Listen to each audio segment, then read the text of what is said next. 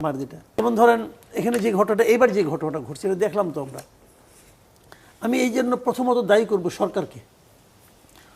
দেখেন যারা গিয়েছেন, যে 6 জন লিডার গিয়েছেন, এরা কিন্তু কেউ শখ করে যায়নি, এদের সরকার দাওয়াত করে নিয়ে গেছে।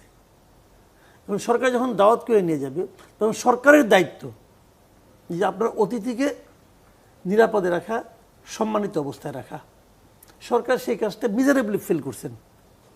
এখন সরকার হলে কি করতে হবে, কি করতে হবে না, কি কি সুযোগ সুবিধা তারা পেতে পারতেন, তারা তো এটা যদি সবাই মিলে একসঙ্গে পড়তো, গাড্ডায় পড়তো, তবুও আমি সরকারকে দায়ী করতাম যে আপনি গাড্ডায় পড়বেতে ওনাদের নিয়ে গেলেন কেন, আপনাদের কে দায়িত্ব দিচ্ছে ওনাদেরকে নিয়ে এরকম কাদা মধ্যে চুমানোর, তাও দিতাম দোষ।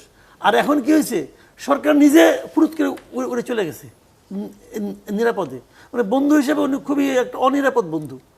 এটা এই পলিটিক্যাল লিডারগুলিকে বুঝতে হবে যে আপনারা যার বন্ধুত্বে, যার আতিথ্যে গিয়েছেন, উনি মানে মানে গৃহস্থ হিসেবে খুব নিরাপদ না এবং বন্ধু হিসেবে খুব নিরাপদ না।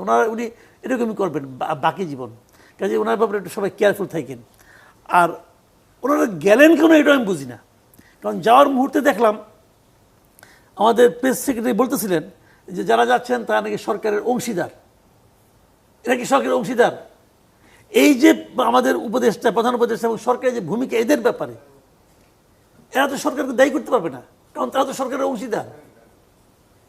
এই দায়িত্ব তাদের গায়েও লাগে যে আমি এই কাজের অংশীদার। তো এইগুলি সব মিলে একটা এলোমেলো অবস্থা আর কি। এরকম হয় যখন নাকি মানে মানে কোনো রকম না থাকে আর কি, মানে ভরসা না থাকে, তখন এরকম হয়, উল্টাপাল্টা আচরণ একজন করবে। আর আওয়ামী লীগ যে কাজটা করছে, দেখেন আপনি আওয়ামী লীগের একটা ক্যারেক্টার আছে ভাই। আওয়ামী লীগ একটা একরকম দল, তাই না? ওটা তো জামাতের মতো না। দেখেন জামাতে ইসলামের কিন্তু ওখানে কোনো কমিটিও নাই। আমাদের আরপিওতে তো আপনার বিদেশে কোনো কমিটি থাকতে পারে না। তো আওয়ামী লীগে যখন ক্ষমতায় ছিল, আওয়ামী লীগের প্রাইম মিনিস্টার যখন যাইতো, ওখানে আওয়ামী লীগের কমিটির লোকজন দেখা করতো না। নিউ ইয়র্ক কমিটি, অমুক কমিটি, তমুক কমিটি, তাদের যে টাইপটা আমি আজকে বিভিন্ন সোশ্যাল মিডিয়ায় দেখলাম।